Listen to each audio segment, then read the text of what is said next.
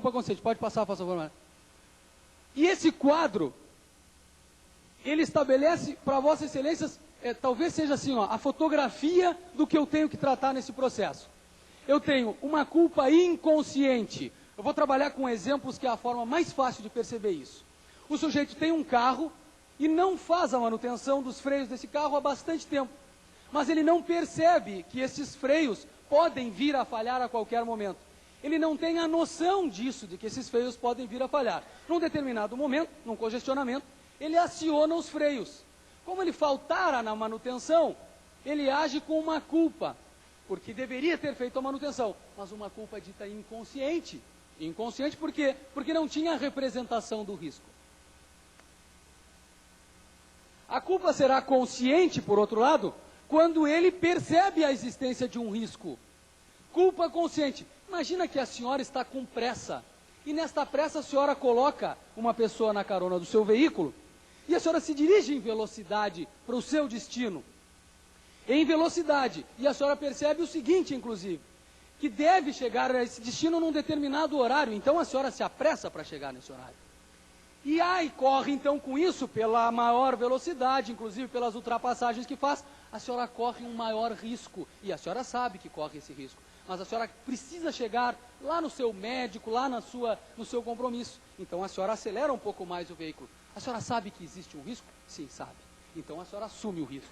Só que se a senhora bater o carro e causar uma lesão nessa pessoa, a senhora sempre poderá dizer o seguinte: eu achei que evitaria o resultado.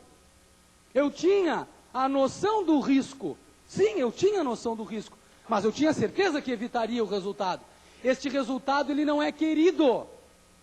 O dolo eventual, essa hipótese trazida pelo doutor promotor e pela acusação, para eu trabalhar, para os senhores votarem esses dois quesitos, quis, que eu não acredito que Vossas Excelências entendam que ele quis matar, mas para votar esse quesito do assumir o risco, Vossas Excelências terão que raciocinar, separando as questões dos acidentes, ou seja, da culpa consciente, para as questões dolosas, do dolo eventual. Vamos dar uma hipótese de dolo eventual. Eu venho num veículo e desejo atropelar uma pessoa porque é meu desafeto.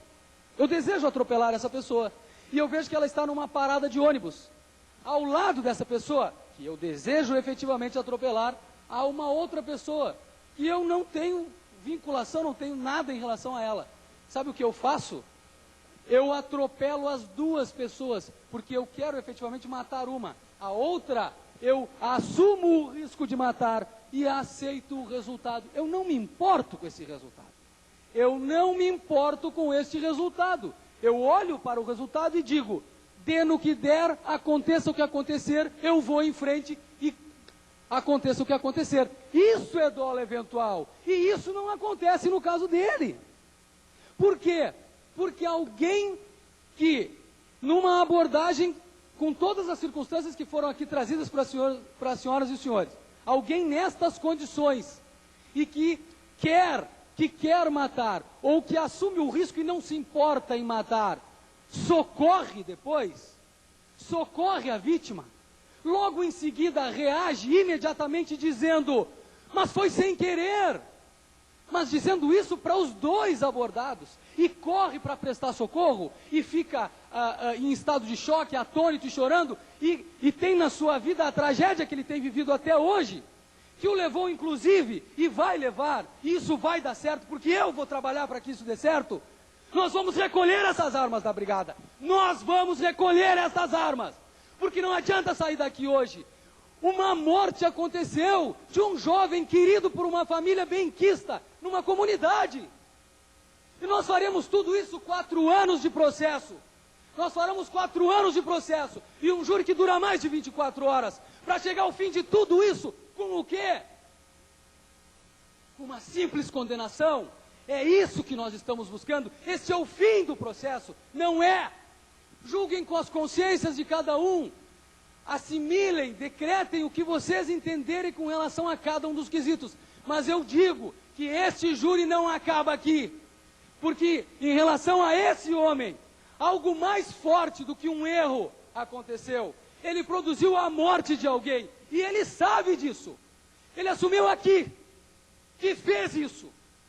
E ele vem dizendo desde 10 segundos depois do erro, que foi um erro, ora. Mas isso ele vem dizendo desde sempre, admitindo o seu erro, diante de uma vítima inocente, que ele admitiu que é inocente, desde sempre. Não é possível que isso acabe simplesmente cada um indo para sua casa e os policiais armados nas ruas e despreparados.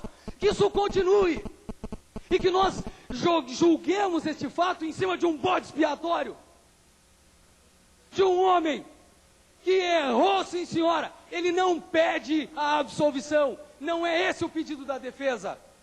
A defesa, inclusive, olha aqui, ó, isso é um ato que para o defensor é muito difícil de assimilar perante Vossas Excelências, mas é possível, diante da gravidade do ocorrido, inclusive diante da postura dele diante do fato, pelo fato, ante o fato, que Vossas Excelências condenem esse homem por homicídio simples.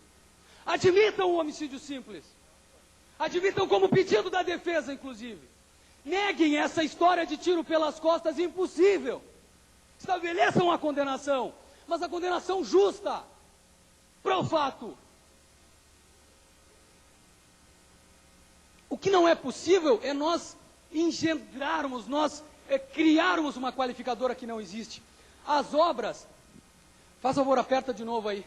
Assumir o risco simplesmente não é dolo eventual. É preciso mais do que isso, senhoras e senhores. É preciso que ele, sem ter interesse, que ele preste anuência.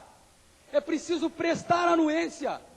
Prestar anuência é olhar para o resultado e dizer, tudo bem, não há problema.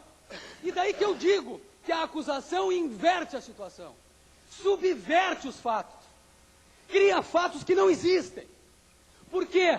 Porque quando ele assumiu, quando ele disse que errou, ele inclusive afirmou, acrescentando a isso, que se fosse com relação a esse, poderia ele ser imputado a hipótese de dolo, até do dolo eventual. Por quê? Porque ele assumiu efetivamente o risco com relação a esse, mas quando ele puxa essa arma para cá, a intenção é de efetivamente colocar, de terminar essa abordagem. Não há mais possibilidade de trabalhar com dolo em relação ao Thomas. Ainda, e eu repito, ainda que até por uma questão de estabelecer a punição adequada, ainda que Vossas Excelências admitam um homicídio simples. Ainda que admitam um homicídio simples. Vamos na hipótese de dolo eventual, trabalhar com a hipótese de dolo eventual, nós teríamos que, pela lei, a aplicação da lei, como fala a acusação, nós teríamos que, Vossas Excelências teriam que dizer que ele prestou anuência na morte. Mas que comportamento pós-fato é esse de alguém que